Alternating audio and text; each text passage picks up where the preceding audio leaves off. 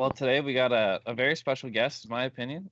Somebody I've had the pleasure of being teammates with and being able to spend some time with. Someone who's been a staple in the Canadian national team program for a little while now, and that's Jackie Foster. Hi, Hi, Jackie. Jackie. How are you today? Hi guys, good. How are you doing? Oh, not so bad, not so bad. It's good to see you, Jackie. Why don't you, for those that might not know you, tell us a little bit about yourself and your journey in bowls thus far. Well, born and raised in Nova Scotia and introduced to bowls at quite a young age. Right now, there are 6 clubs in the province of Nova Scotia. 4 are in the Halifax area, and my hometown is about an hour and 45 minutes outside of Halifax, a community called Bridgetown, and that is where I was first introduced to the game. We have a club there. Last summer, we celebrated 100 years of bowls in our community. That's awesome. And like many bowlers across the country, there's a family connection. My grandfather was an avid bowler, and he tried for years to get my mom involved. And finally, one day, she tried it, and she's probably never taken the bowl out of her hand. So my sister and I had tried as kids. There at that time there wasn't an organized junior program, but we played at the club with some other youngsters. And then, like many, life happened, and we got working, and we went our separate ways. And back in 2005, it all just kind of came back together again. My mom's longtime pairs partner, they had won a gold medal, and she said, "That's it. I'm hanging up my shoes." And my sister and I just happened to get back into bowls the following season, and I moved back to Nova Scotia. I'd been working in New Brunswick, and we started bowling together, and that's kind of where my bowling journey really started, back in probably 2006, I guess. Wow, that's quite a journey. Yeah, it is, for sure. So Jackie, we would just wanted to give you the opportunity to say whatever you wanted to say about the events that happened in Nova Scotia, the tragic shootings that happened in the province just recently. I know it's still very fresh in the province and probably in your mind as well, but we'll just give you the floor, and feel free to say and talk about whatever you want. I appreciate that. There really are no words. I don't think anybody could have imagined the horrific events that were starting to unfold when we went to bed a week ago, or the horrific details that would start to emerge the next morning and throughout the following days. It's been a very heavy week, I think, is the only way I can describe it for our beautiful province. And I think you both know me well enough and know how proud I am to be from Nova Scotia. And there have been some very difficult days. As you know, 22 people, their lives lost in such a senseless act. There were others injured. And there are countless families and friends and communities, and really the entire province, grieving and trying to make sense of something that you really can't make sense of. Anyone who has been to our province knows it's a beautiful province, the countryside, the coastlines. But if you've spent any time here, you'll also know it's the people, and just hardworking and humble people who love their families fiercely and their friends and neighbors just as much. So this has really rocked our province, whether you knew anyone directly, whether you lived in a rural part of the province. It's just something that has touched us all.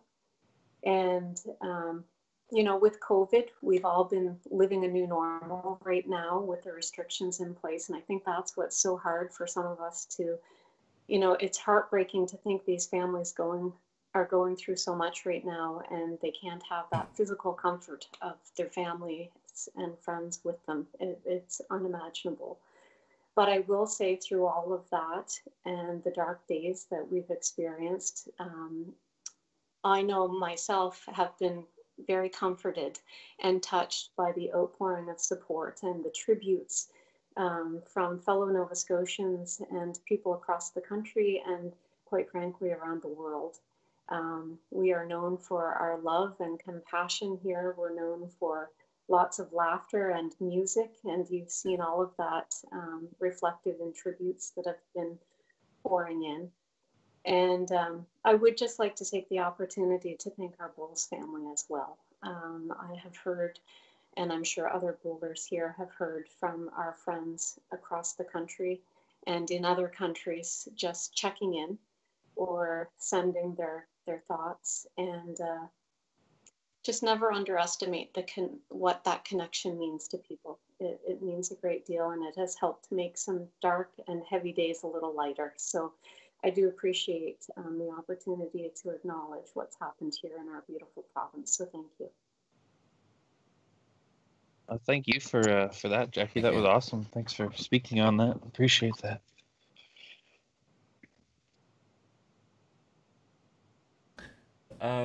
So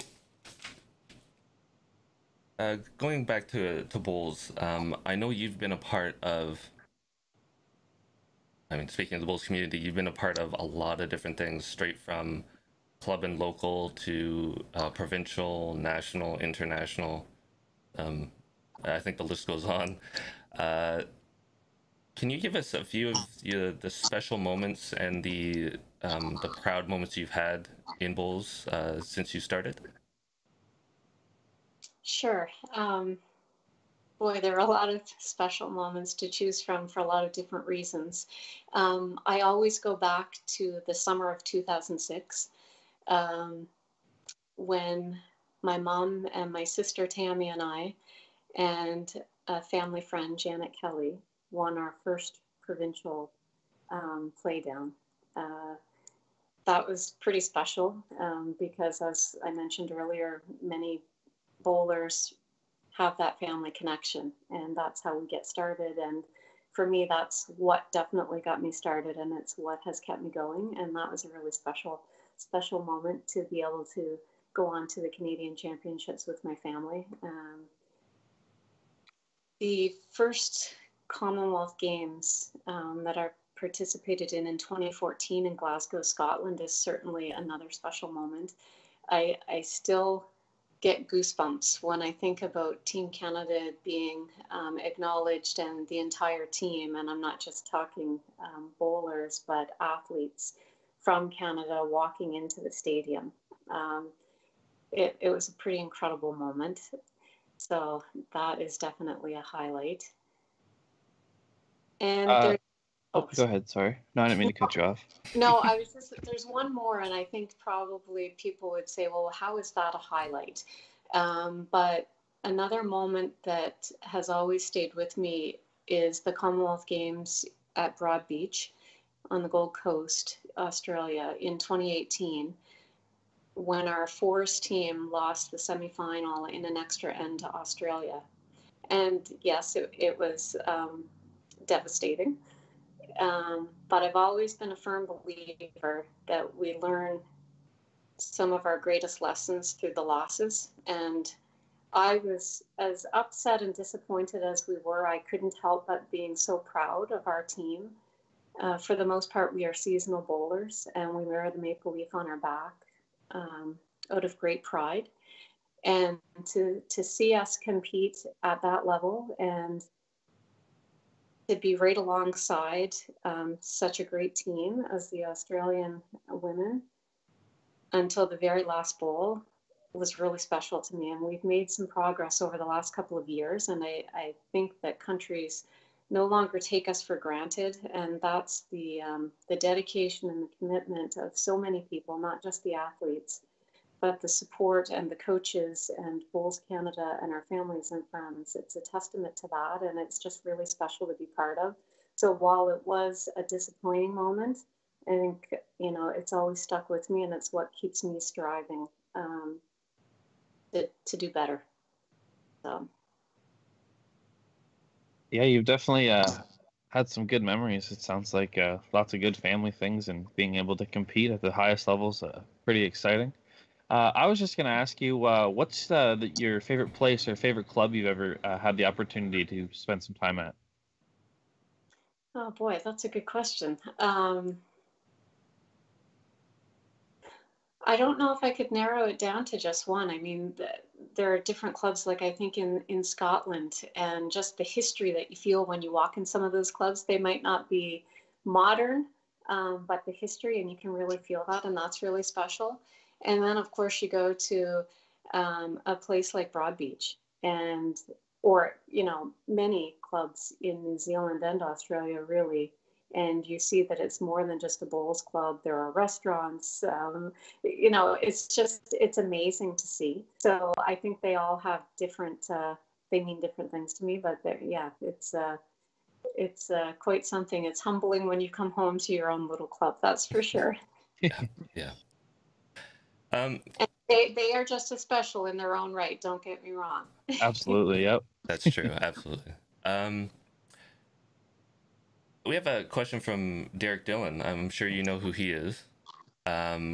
He's asked, what type of coach gets you as an elite player to perform at your best? Well, that's a great question, Captain Cordroy. I think it's when there's that mutual respect, and the coach you're working with is more than just a coach. They respect you and they believe in you. And I think when you have that mutual respect and understanding, it brings out the best in each of you. And as I alluded to earlier, we as athletes can do as much training and as much preparation as we want, but it really is all about the coaches and the support staff around you and your teammates. So yeah, I think the belief in you, and being able to be open and honest, the corrective feedback, and making you talk about the things that you don't want to talk about, and celebrating with you on the successes. I think that's how I would probably answer that one. Perfect. Yeah. Just reading the chat here. Cameron says, I think it's her training partner, not her coach. Oh, you must be talking about Robbie Law. He must be. Just kidding, Cameron. So, what is it like training with Cameron? What is it like training with Cameron? Well, I have to be careful because this is a bit of a family show. No, just kidding. Look, it's been a real treat. It's challenging by times, but it is really nice because, as anyone knows, bowls can be very independent, and particularly when you're training for upcoming events that are in the off season, you're out there at times when a lot of other people aren't. So it's been really nice to have Cameron to train with, and most recently Robbie, where he's been studying here in Nova Scotia. And I think we help each other. I mean, I'm very much a draw bowler, a front end bowler, and Cameron plays the other end. And I think he's taught me a lot about singles games and just shot selection. And it's great to have that partnership to be able to bounce ideas and everything off, and just someone who understands, the commitment and has the same drive to do well. So he's a man of few words, as we know. Although I will say, when we're out on the green, sometimes you wish he really truly was a man of few words, because yeah, no, I'm just joking. It's been a great friendship and a great training partner for sure. Another quick question there from Derek. He said, who's the best player that you've ever seen? Oh boy, I don't like to single anyone out. So I will, I'm not sure. there are a lot of great bowlers, and a lot of great bowlers for a lot of different reasons. There are people who technically watch. I think of someone like Lena from Malaysia. I remember I used to have a picture of her delivery because I just watched the technique. I think of someone like Joe Edwards, who is just the whole package. Yeah. You know, anyone who has met her from New Zealand is, she's more than an athlete. She's just a great person. You know, there are too many to mention on the men's side. You know, all of us, obviously, we're very proud of Ryan now living in Australia. And I've always admired his love of playing for his country.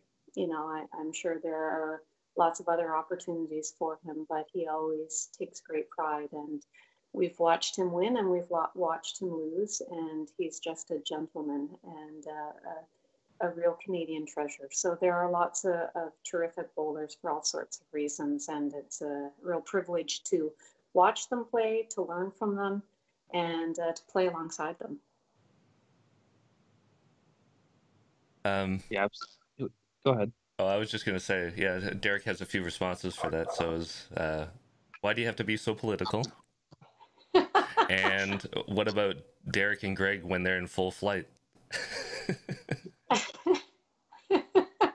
Well, I could tell a story out of school from the last Canadian Championships, and it you know, we always talk about the focus you need to have on the mat. And sometimes my family and I, well, they're probably saying, no, Jackie, it's you, although Mom is quite colorful as well, and I come by it honestly. But we might have been, you know, having a little fun on the green next door, and he went to, Captain Cordroy went to deliver a bowl, and I think he got caught off guard a little bit and tried to blame us for that. But really, you know, as a good coach as he is, would know focus is so important. So I don't know what the question was, but that's where I went with my answer. That's fine. Yeah. I think Derek's just a little upset that you didn't pick him as the best player you've ever seen. Well, I said there are many, so. Yeah. Yeah. I kind of want to ask you about one of your roles for Bowls Canada. As part of the national team, you've actually been a player rep for all the players on the team, and you kind of join in with the high performance committee and all those kind of things. How has that experience been for you, and what do you take away from being the player rep for the national squad in your day-to-day life? Well, I just think it's, you know, it's a privilege to represent the athletes, you know, and it's not something I take for granted.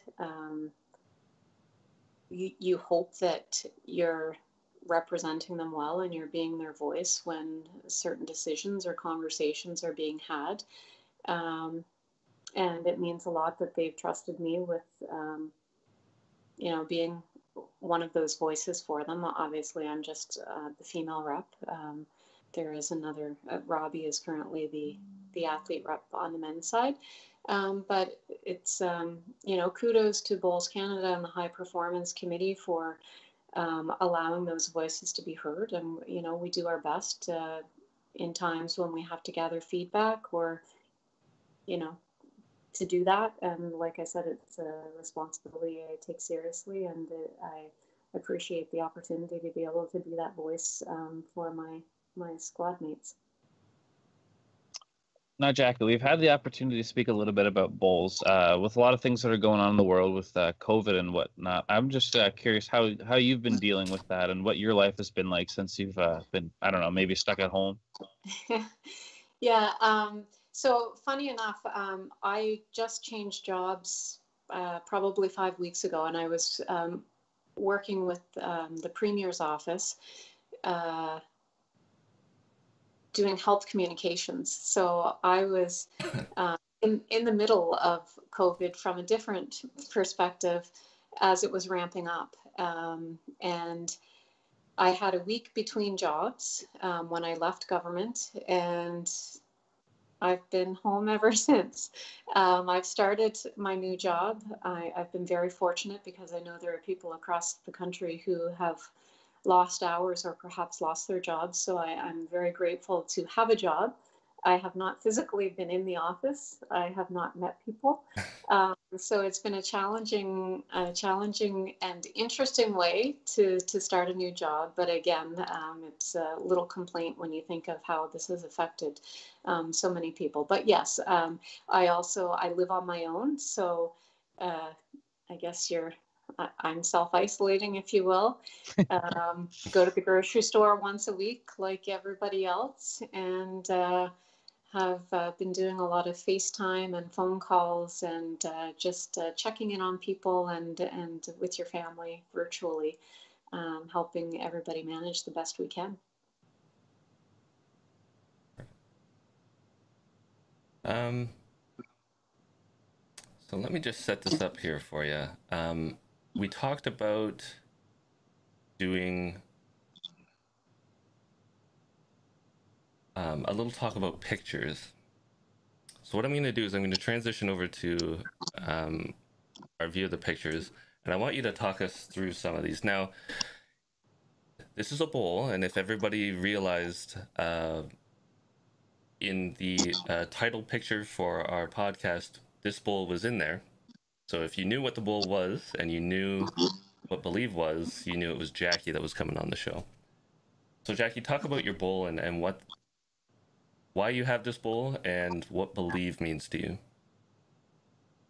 So that's my first lawn bowl. When I started, I was using hand-me-downs from mom. And when I got involved with the national team, I've been using bowls for the national athletes. But when I decided it was time to get my own bowls, I actually got those. I ordered them from Scotland, and when we made a trek to Scotland for the Commonwealth Games, that's actually, and I think that picture is in Scotland when I picked them up. And as for Believe, it's kind of like I said earlier, with a coach who believes in you, or for us believing in ourselves, or believing in our teammates, or believing in training. I wanted to pick something because you have bowls, or you can have bowls for a long time. And I wanted to pick something that meant something to me. And it's just a word that it's just something I live by, because if we don't believe, what do we have? So it's special to me. And I was really happy with how they turned out. All right. How about this picture? Give us a little context of this one. So that is my sister Tammy and my mom Debbie, and they are my world, along with the rest of my family. But as mentioned earlier, it's been a boat family, the game of bowls, right back to my grandfather getting my mom involved, and then us being able to go through this journey together. We've bowled a lot together. I believe that was at the Cobequid Lawn Bowling Club in Truro, and I think it might have been last summer. We do a fair bit of bowling when we can. If there are open tournaments, we'll try to play together, and then obviously for our provincial playdowns and Atlantic Bowls, we do a lot of bowling together. So that's a pretty special one right there. How about this one? What's this one all about? So, well, that's a pretty special one too. That was at Broad Beach. I'm trying to look at the score behind us, who we were playing. Fiji, yeah, it looks like. Yes. And look, some special gals right there with Joanna and Priscilla, little P. And of course, Daryl, you've been with us too, in the coaching role and supporting role. And just some really fond memories when you look at those. I have a bad memory when it comes to particular games, when it's round robin. But that was obviously a special one for us there with a win, and we all look pretty happy. Now, what is this? Now, believe it or not, this is not a picture of Jackie's. This is a picture of mine. I actually have one. But give us a little context of this. Look, that's our warm-up ball. And the guys are probably all rolling their eyes right now. But the girls, we have come to love this football. And so, we were talking a little bit leading up to the show today about routine and how important routine is, not just in our lives, regular lives, but also in bowls. So before every game, we, the girls, find a quiet spot. We go for a walk, and then we stop in a green space or somewhere close to the club, and we toss the ball around, and we just, it's a way to warm up and loosen up, but it's also a way just to have some fun because there are many laughs shared, and then we, just do our prep for the game in terms of what we're hoping to get out of the game. So there's some serious points to it. It's some, fun times to it and lots of laughter. But yeah, that's what that's all about. It's made many trips around the world. How about this one? So that's our Commonwealth team from 2018. And yeah, it's... I look at that picture and I just think what a privilege, and all the dedication and the commitment and the talent and the friendships and the support. It's just a real privilege to have these opportunities and the friendships we've made over the years and the blood, sweat, and tears, as they say, that goes into competitions and the ups and the downs experienced throughout, and all the many faces you don't see in that picture, the friends and families and the supporters who are behind us when we are at those competitions. But that's a great team right there with a lot of great people and a lot of talent and expertise and a lot of passion for our great game. How about this? Well,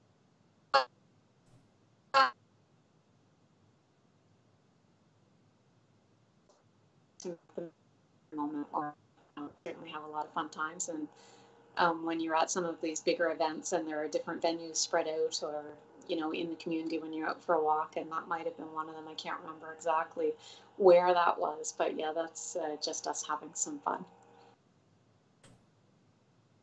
And who are these guys? Oh, Cameron and Robbie, my training partners. Yeah, no, look, they're great. Cameron and Robbie are great bowlers, great teammates. Can be a little bit of a pain in the arse sometimes, but they make training a lot of fun, and yeah, good friends too. Good friends, good teammates, and lots of great memories in those pictures. Perfect. Now you spoke a little bit on your routine, Jackie. What would your bowls routine consist of? Are you talking like before a game or? Whatever. Whatever. Look, I'm a stickler for routine, and I see the real benefit of it, but it's also because even in work, I like structure. But I do believe that routine is important, and when, you'll often hear Terry and Derek and others say, the importance of that routine and do what you normally do. And after the game, when you're debriefing, if it was a really good game, think about why, what did you do leading up to that game?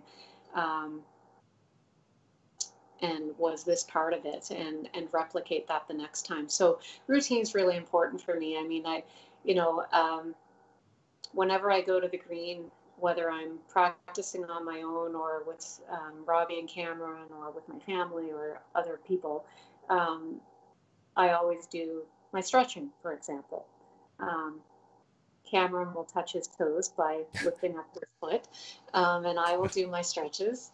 And then I go and I will always start with caterpillar and just roll a few bowls up and back 2 or 3 times, or 2 or 4 times, I guess. And then we'll get into whatever we're doing. Same thing in competition, We go out as a team, we do our warm-up, we toss the ball, we go over our objectives or our goals or what we hope to get out of that game. Then we allow ourselves to have, the last few minutes on our own to do whatever we have to do, whether it be just time to do some self-talk, whether it's to fill our water bottles, just to prep ourselves to go out. Those are all things that, I have bought into over the years, and I think they're really important. So those would be some of the routines, whether it's here locally or, provincially or on the international stage. It's something I do try to keep, that's for sure. So another question from Captain Corduroy. Are you interested or ready to be a coach after you're done in your playing career? What do you think of that? Yeah, it's an interesting question. And to be honest, I can't say I've thought that far ahead. And maybe it's part of my routine or part of my structure, but I kind of go, in 2 years or 4 year cycles. Look, I've done some coaching in the past. I was a competitive swimmer, a summer swimmer, growing up, and once I was too old to compete, I did turn to coaching. I love working with people and helping people, and if the opportunity were to arise, it's something I certainly would consider. I value what coaches bring to the team. I've been involved in sport all my life, and every coach is different, and every coach brings something that maybe works for you or doesn't work for you. But I can honestly say, with all the coaches throughout my life, not just in bowls but in sports, I've taken something from them and learned from them and used it over the years.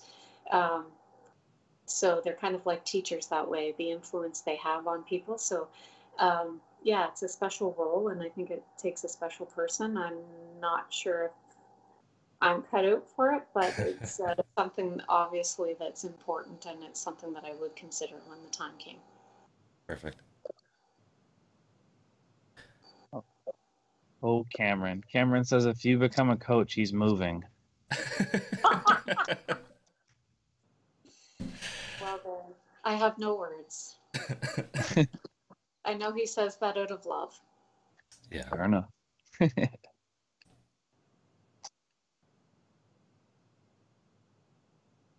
Daryl, do you have any more questions for Jackie today? I don't think so. I think we've covered quite a bit here, and taken up a lot of Jackie's time too. Look, it's a real pleasure, and I do want to thank you and Luke for what you do. Anytime we can promote our sport, educate people, share stories, maybe something that will spark an interest for them to give it a try. So kudos to you guys for doing what you're doing. We appreciate it very, very much. Thanks, Jackie. And thanks a lot for your time today. I had a really good time talking to you. It's been great. Thanks very much. It's always nice to share some stories, and it's a game that I know we share the passion for, and I thank my family for that. And I think of all the many friendships I've made across the country and really around the world. And I do just want to thank our, Bowls Canada, under the leadership of Anna, as well as our high performance committee, our coaching, Terry and Derek, yourself, Daryl, Jean, Rails, the support staff. We've just had, I have had the privilege of being involved in the program for a number of years now. I've seen a lot of changes along the way. And I have to say that we have a great thing going right now, and we have great people involved, and all the people who have come before them that have laid that foundation. And it's a real privilege to be involved. So thanks to everybody. Very well said, Jackie. Well, thanks a lot. Thanks again, Jackie, and have a great rest of your day and a great weekend. You guys too. Thanks for the opportunity. I really appreciate it. And once again, thanks for all the thoughts from across the country for our beautiful province this week. We appreciate it. Thanks, Jackie. Thank you.